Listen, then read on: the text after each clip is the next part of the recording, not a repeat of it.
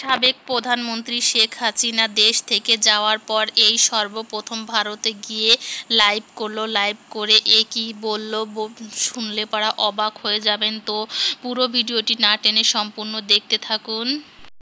তার পাশে ভারতের প্রধানমন্ত্রী নরেন্দ্র মোদীও ছিল উপস্থিত। 11:30টার দিকে দেখলাম অনেক ছেলে মেয়ে বের হয়ে আসছে, মেয়েরা হল থেকে বের হয়ে আসছে। বাধ্য হলাম আমরা, আগুন দাও দাও করে জ্বলছে, তখন আমি হেলিকপ্টারে করে পানি দিলাম।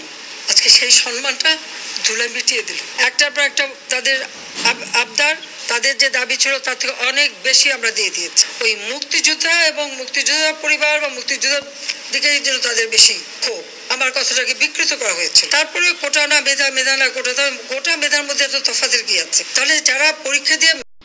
তিনি আরও বললেন, তাদের একটি দাবি মানলে আর একটি উত্থাপিত হচ্ছে। এখানে আল্টিমেটাম, ওখানে আল্টিমেটাম, এই 1 দফা, এই 3 দফা, এই 4 দফা।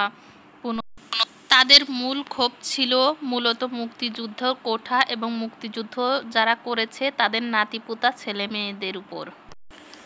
তিনি বললেন, দেশের কি অবস্থা টিভিতে দেখছি আর আমি কাঁদছি। আমার খুবই কষ্ট হচ্ছে। আমার নিজে হাতে সাজানো গোছানো দেশটা কিভাবে শেষ হয়ে গেল সব কিছু, যেটা আমি কিছুতেই মেনে নিতে পারছি না।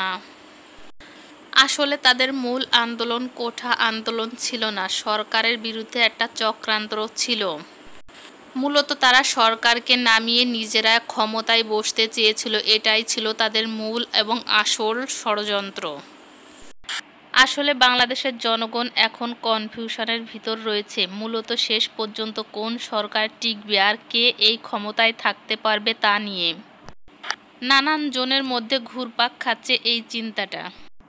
এবং শোনা যাচ্ছে প্রধানমন্ত্রী শেখ হাসিনা খুব শীঘ্রই ভারত থেকে অন্য রাষ্ট্রে চলে যাবে। এ নিয়ে আপনাদের কোনো বক্তব্য থাকলে কমেন্টে জানায়েন।